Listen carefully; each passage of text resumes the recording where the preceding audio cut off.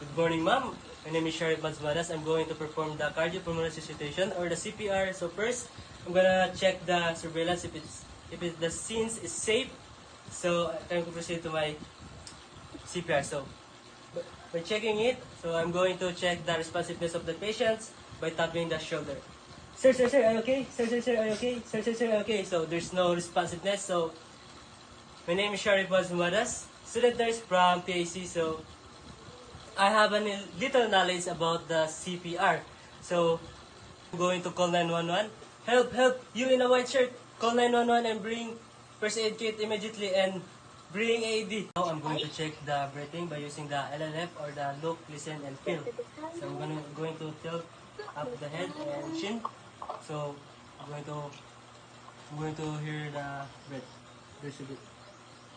2001, 2002, 2003, 2004, 2005, 2006, 2007, 2008, 2009, 2010. There's no breathing, so I'm going to check the circulation. There's no circulation, so now I'm going to do a CPR. So by doing the CPR, I'm going to do a 30 compression, 5 cycle, and 2 inches deep, and continuously until the medical team arrive. So 1, 2, 3, 4, 5, 6, 7, 8, 10, 11, 12, 13, 14, 15, 16, 17, 18, 19, 20, 21, 22, 23, 5, 26, 7, 28, 29, 30.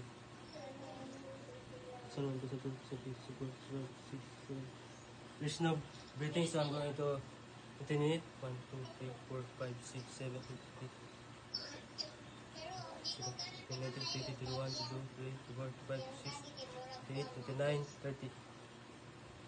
There's no breathing, so I'm going to do 2, 3, 4, 5, 6, 7, 8, 9, 10, 11, 12, 13, 14, 15, 16, 18, 19, 20, 21, 22, 4, 5, 6, 7, 8, 9, 30.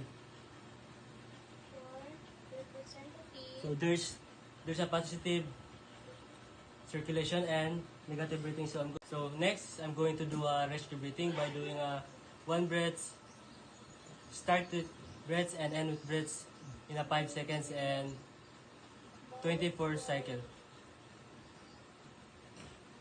So 1, 2, 3, 4, 5. So 1, 2, 3, 1, 2, 3, 4, 5.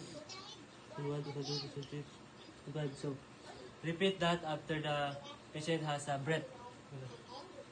So after the patient gain the breath, so I'm going to position the patients in a recovery positions. Tapping in a left recovery position.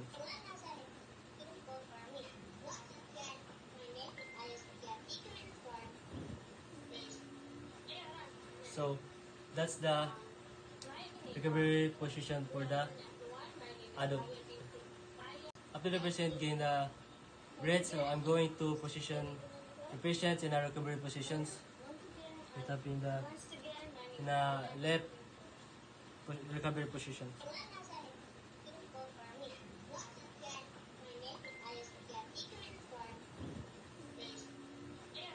So that's the recovery position for the adult. So next is for the infant. So assuming this is an infant, so first I'm going to tap the toe of the infant. So there is no responsive, so I'm going to tilt his head in a neural position.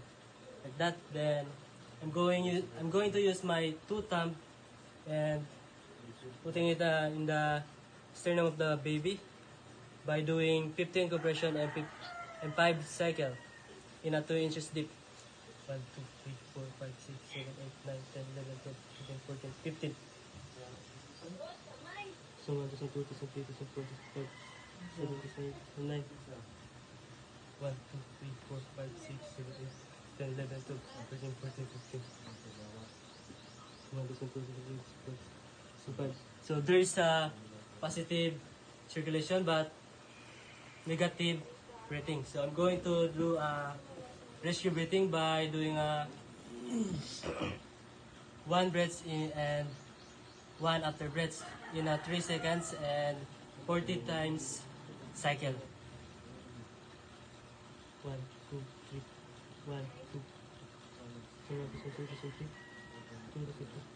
So assuming that there's a breathing.